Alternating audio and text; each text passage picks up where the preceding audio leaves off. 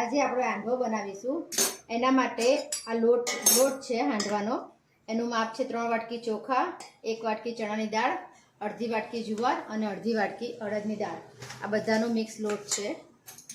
એમાં આપણે દહીં નાખી, પહેલાં દહીં આ ગરમ પાણી કરી રાખ્યું છે।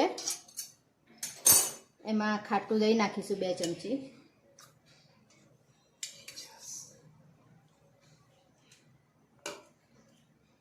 અને આ ખાટી છાશ છે।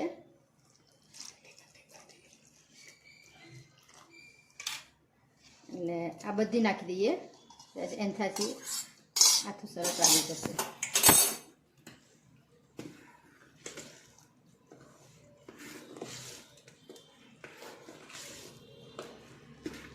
હવે તેમાં ગરમ કરેલું પાણી નાખીશું। પાણી થોડું થોડું નાખવાનું અને જરૂર વધારે પાણી પડી જાય તો ઢીલું થઈ જાય।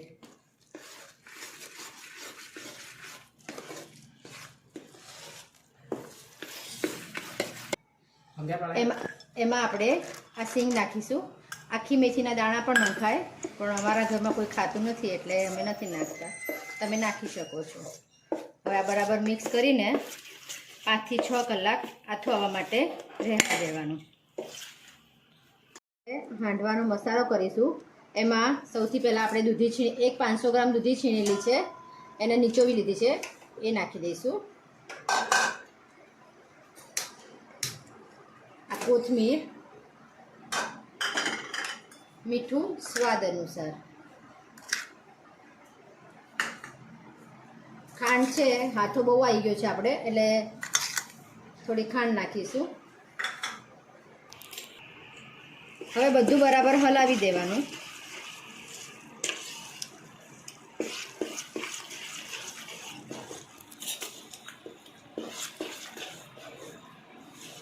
ચલો હવે આમાં આપણે વઘાર કરીશું। એમાં આપણે હવે થોડી હળદર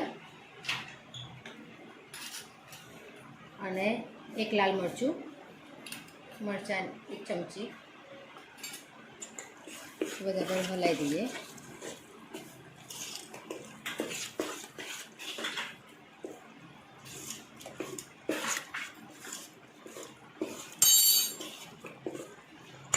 હવે થોડા થલ નાખીને રહેવા દઈશું એટલે વઘાર આપણે ઉપર બધું મિક્સ થઈ જાય। આ 4 પડી તેલ છે, એમાં આપણે રાઈ નાખી, રાઈ સે તગડે એટલે જીરું અને બધો વઘાર કરીશું।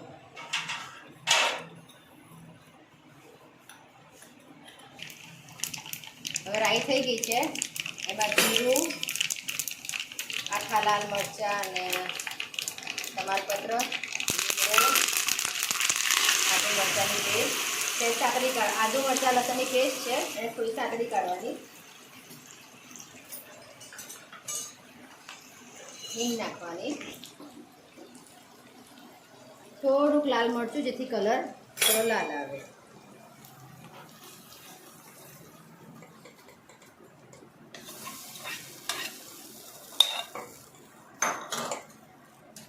હવે આ બધું મિક્સ કરી દેવાનું છે।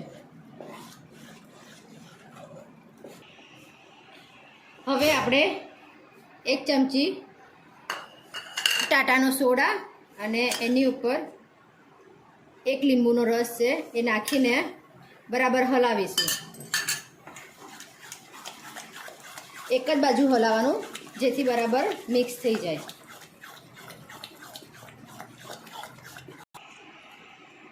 હવે બરાબર મિક્સ થઈ ગયું છે।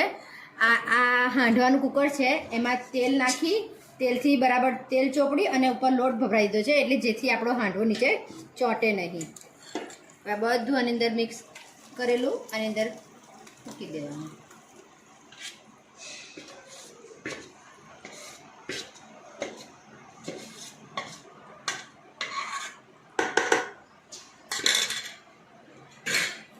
હવે આ આપણો હાંડવો અહીંયા ગેસ ઉપર 10 મિનિટ પહેલાં માટી ગરમ કરી દીધી છે, એ આવી રીતે મૂકી દઈશું। માટી ગરમ થઈ ગઈ છે એટલે હાંડવો હવે મૂકી દીધો. એને આપણે 20 મિનિટ પછી ચેક કરીને જોવાનું કેવો છે અને ગેસ મીડિયમ કરી દેવાનો. આપણો હાંડવો રેડી થઈ ગયો છે. એકદમ પોચો છે અને સરસ થઈ ગયો છે.